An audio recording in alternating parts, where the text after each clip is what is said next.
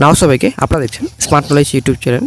তো বন্ধুরা আজকে আমরা এই ভিডিওতে আলোচনা করব এসএসসি 26,000 চাকরি বাতিল রিভিউ পিটিশন। ঠিক আছে, তো বন্ধুরা নোটিফিকেশনের বিরুদ্ধে কিন্তু রিভিউ পিটিশন দাখিল করলো এবং রিট পিটিশন হলো। তো রিট পিটিশন কিন্তু আজকে রয়েছে। বন্ধুরা গুরুত্বপূর্ণ আপডেট রয়েছে। SSC group C group D চাকরিহারাদের বর্তমানে কি আপডেট রয়েছে, নতুন নিয়োগের বিজ্ঞপ্তি কি আর প্রকাশিত হবে না, আজকে একটা সার্টিফাইড লিস্ট প্রকাশিত করার কথা গ্রুপ সি গ্রুপ ডি কর্মীদের। তো কি হবে আজকে একটা গুরুত্বপূর্ণ আপডেট অবশ্যই পাওয়া যাবে। তো বন্ধুরা অবশ্যই ভিডিওটি সম্পূর্ণ দেখুন, আশা করি সমস্ত তথ্য আপনারা এই ভিডিওতেই পাবেন। তো বন্ধুরা কিছুদিন আগে দীর্ঘ 4 ঘন্টা বৈঠক শেষে এরা কিছুই পাননি চাকরিহারারা। 2016 সালে প্যানেলে থাকা ওই শিক্ষাকর্মীরাই মানে গ্রুপ সি গ্রুপ ডি কর্মীরাই চাকরি ফিরে দেওয়ার দাবিতে বুধবার কিন্তু এসএসসি অভিযান করেছিলেন। তো অভিযান শেষে স্কুল সার্ভিস কমিশনের চেয়ারম্যানের সঙ্গে কিন্তু বৈঠক করেন শিক্ষাকর্মীরা। দীর্ঘ কিন্তু 4 ঘন্টা বৈঠক হয় চেয়ারম্যানের সঙ্গে। তো বৈঠকের দাবি কিন্তু ছিল কয়েকটা, দ্রুত সার্টিফাইড লিস্ট প্রকাশিত করতে হবে এবং সিবিআই যে 22 লক্ষ ওএমআর সিটের কপি উদ্ধার করেছে সেই সমস্ত নথি এসএসসির অফিসিয়াল সাইটে প্রকাশিত করতে হবে এবং যোগ্য শিক্ষাকর্মীদের চাকরি ফিরে দিতে হবে, এই কয়েকটি কিন্তু দাবি ছিল। তো চেয়ারম্যান স্যার কিন্তু ওই দিন কী বলেছিলেন যে শিক্ষা দপ্তরের তালিকা পাঠানো হয়েছে, সোমবার আইনজীবীদের পরামর্শ মেনেই ওই তালিকা কিন্তু প্রকাশ করা হবে, এমনটা কিন্তু আশ্বাস দিয়েছিলেন এসএসসি চেয়ারম্যান। যদিও বৈঠকের পর চাকরিহারা কিন্তু হতাশ ছিলেন গ্রুপ সি গ্রুপ ডি কর্মীরা। তারা জানিয়েছেন যে তালিকা প্রকাশ করা না হলে ফের অবস্থানের পথে হাঁটবেন যোগ্যরা। তো বন্ধু আজকে কিন্তু সোমবার, তো আজকে কিন্তু সার্টিফাইড লিস্ট প্রকাশিত করার কথা কমিশনের তরফ থেকে এবং এসএসসি চেয়ারম্যান ওই দিন বলেছিলেন যে লিস্ট প্রকাশিত করা হবে। তো আজকে কি সত্যি কি লিস্ট প্রকাশিত করা হবে, দেখা যাক কী গুরুত্বপূর্ণ আপডেট নেক্সটে পাওয়া যায়। তবে আইনজীবীদের পরামর্শ মেনে যেহেতু তালিকা প্রকাশিত করার কথা, তবে আইনজীবীদের পরামর্শ কি সঠিক পাবে, এটা হচ্ছে একটা সন্দেহ। তো বন্ধুরা আশা করি সকলেই জানেন এসএসসি 26,000 চাকরি বাতিল হয়েছে ইতিমধ্যে। তো রিভিউ পিটিশন কিন্তু রাজ্য সরকার দাখিল করেছেন, কিন্তু কোনো রকম গুরুত্বপূর্ণ আপডেট এখনও পাওয়া যায়নি। তো বন্ধুরা আজকে রিভিউ পিটিশন কিন্তু দাখিল করছেন হাইকোর্টে এবং রিট পিটিশন। তো এই যে নোটিফিকেশন রয়েছে, নোটিফিকেশন কিন্তু অবৈধ, এটা কিন্তু ক্লিয়ার কাট কথা বলছেন চাকরিহারারা। যদি একটু ভিডিও ক্লিপ আপনার সঙ্গে শেয়ার করবো, অবশ্যই আপনারা দেখে নেবেন ভিডিওটি শেষে।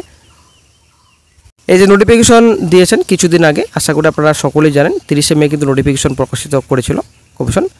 তো সেখানে কিন্তু যারা অবৈধ ক্যান্ডিডেট রয়েছেন তারাও কিন্তু আবেদন করতে পারছেন এবং এখানে বয়সের যে রিল্যাক্সের ব্যাপার ছিল সেটাও কিন্তু গরমিল রয়েছে অনেকটাই, সেটা কিন্তু চাকরিহারারা বলছেন। তার জন্য কিন্তু মামলা করা হয়েছে হাইকোর্টে এবং সেটা শুনানিও রয়েছে। ঠিক আছে, তো রিট পিটিশন কিন্তু দাখিল করবেন। তো একটা গুরুত্বপূর্ণ আপডেট পাওয়া যাচ্ছে।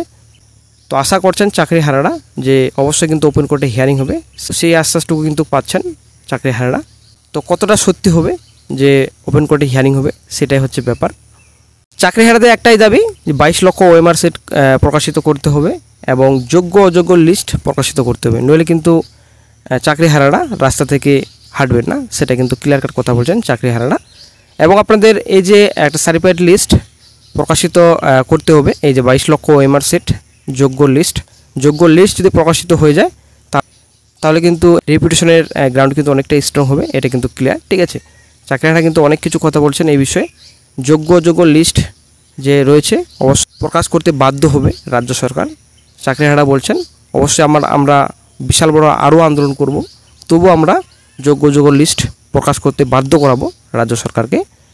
আর যদি যোগ্য লিস্ট প্রকাশিত করতো রাজ্য সরকার, তবে কিন্তু চাকরি কিন্তু বাতিল হতো না।